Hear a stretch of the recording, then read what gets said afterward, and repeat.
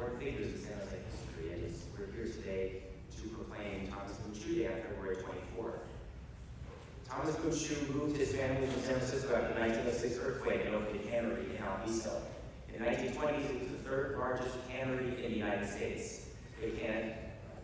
There's pictures up there. You can see his cannery and some of the labels from their cannery. The cannery, they canned apricots, tomatoes, salads, and asparagus, and they were the first cannery to can green asparagus. They employed thousands of people in Alviso, very diverse cross-section of our community, and in fact, interestingly, some of their competitors on their labels put on their label a statement that said "canned by whites only" because they wanted to distinguish themselves from Bayside Canning Company in Alviso that hired everybody in the community.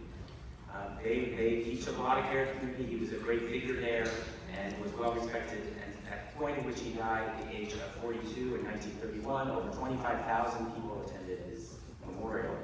And pallbearers included the mayor and city manager of the city of San Jose. So we are recognizing February 24th as Thomas Boone Shoe Day. That's yesterday, but that's the anniversary of his passing in 1931. We have with us today Gloria Ham, who is Thomas Boone Shoe's granddaughter. She taught economics and political science at Foothill, De Anza, and Mission colleges.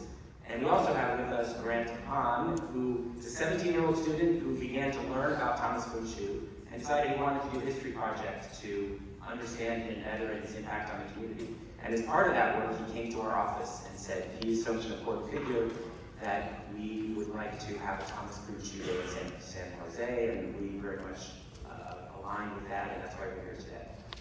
You can still see the remnants of the cannery if you go to Alviso. Some of the buildings are still there, and there is a street in Alviso named Thomas Boone Shoe Way. So I'm very happy to be here today, and we're going to present the proclamation to Gloria, and Grant is going to say a few words first.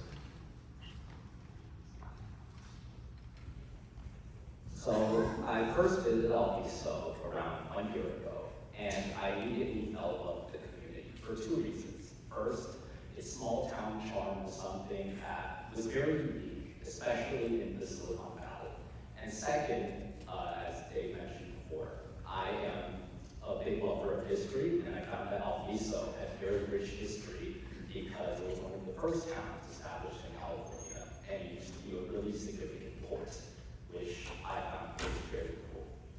And it was through this initial research in Alviso that I stumbled upon the name Thomas Boone Shoe. And after some quick research, I immediately had several questions. Who exactly was Thomas Boone Shoe?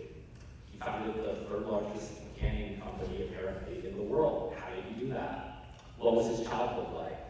How was he like as a person? And lastly, why did 25,000 people attend his funeral? After conducting some in-depth research, I realized that the answers to all of these questions were both eye-opening and inspiring. Born in 1889, Thomas Boone Shoe emigrated to the United States during a time where anti-Chinese sentiment was at an all-time high. And this only makes what he was able to accomplish later in his life all the more impressive. With his father, Cy-Yin Shoe, he founded the Bayside Canning Company, and he fully took over when his father died. And thanks to his innovative nature, good intelligence, and good decision-making, he was able to transform it into the third largest canning company in the United States. There are stories about how he had an incredibly innovative nature. For instance, there was a time where he bought 160 acres of seemingly unusable land near Yuba City, and through using gunpowder, he was able to blast the soil open and turn the land into one of the most prominent peach farms in all of California. And his innovations, particularly in canning asparagus, earned him the nickname the Asparagus King. And I received all this information from both local historians and residents of Alviso. And although they told me many different stories, the one thing that all these stories ended up having in common was that Thomas Boone Shoe was respected, revered, and well-liked by both his workers and the community of Alviso for his kindness and generosity. He provided jobs to everybody, no matter their background, and he made sure that his workers received good pay, hot meals, and housing,